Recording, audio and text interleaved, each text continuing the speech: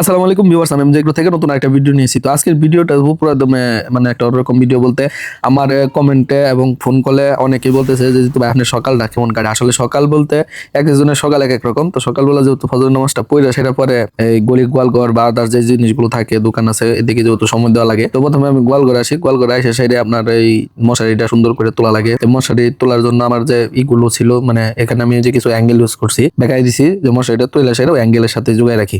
তা আসলে এক একজনের গোয়াল ঘর এক এক রকম, এক একজনের কাজও এক এক রকম, একজনের সাথে আরেকজনের কোনোভাবে মিলবো না।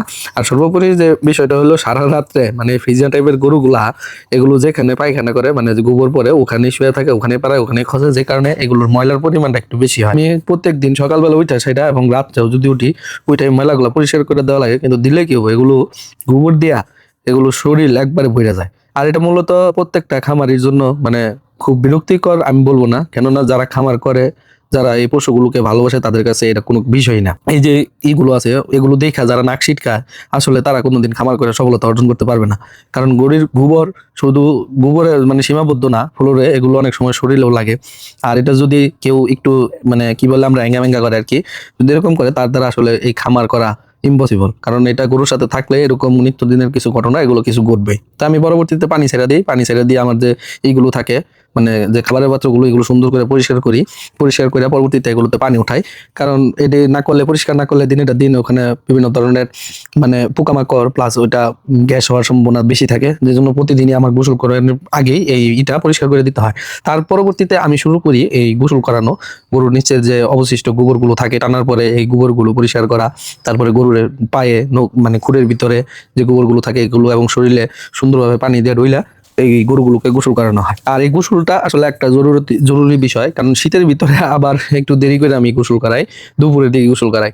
সময় মানে একটু অন্যভাবে করে, কেউ একটু আরেক ভাবে করে, একজনের সাথে কখনো আরেকজন মিলবো না। ইভেন আমি সকালবেলা নিচের যে ম্যাট গুলো আছে, ম্যাটের যে নিচের অংশটুকু এগুলো আমি পরিষ্কার করে দিই।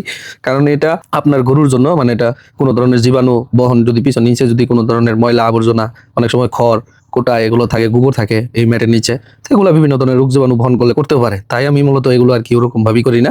তো পরবর্তীতে সবগুলো পরিষ্কার করা শেষ, পরিষ্কার কইরা আমরা এখন যাইতেছি মূলত যে খাবারের যে এইগুলো আছে মানে এগুলোর যে খাবার দিব এটার জন্য পানি উঠাইতেছি। প্রত্যেকটা সুন্দর করে পানি উঠায় মানে যে যতটুকু পানি খায় এগুলো সম্পূর্ণটাতে পানি উঠাবো, উঠায় সাইরা পরবর্তীতে আমরা খাবার নিয়ে আসতে যাবো। তো খাবারের জন্য মূলত আমরা প্রথমে খেয়ার দিই। খড়ের জন্য আমার যে গড়টা আছে খড় রাখার জন্য সেই ঘরে গেলাম। যাওয়ার পরে আমার এই ঘরের ভিতরে আবার খেয়ার রাখার জন্য ঘরও রাখছি, যেন খেরগুলো নষ্ট না হয়, কারণ খড়ের অনেক দাম জানেনি সবাই।